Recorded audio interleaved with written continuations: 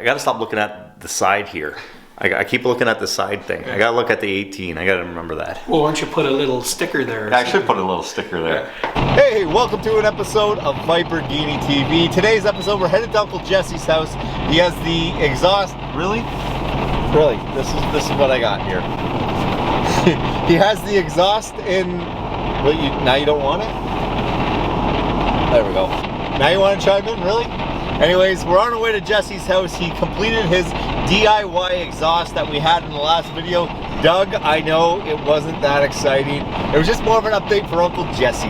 But this video, Jesse's gonna start up the Murcielago for the first time after making his own exhaust. Now, mind you, he still has the Cadillac and converters in place. You're killing me right now. Oh, there we go. There's my co-host right there.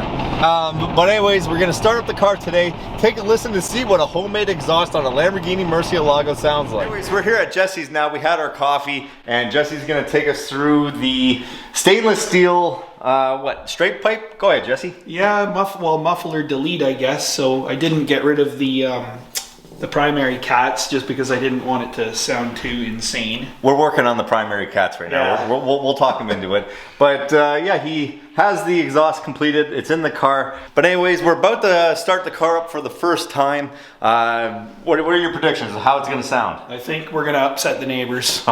So here we go with the startup of Jesse's DIY exhaust. This shoots a flame at me.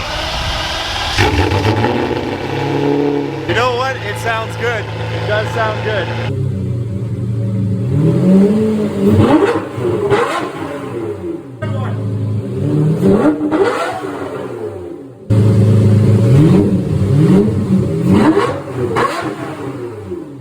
Stainless steel.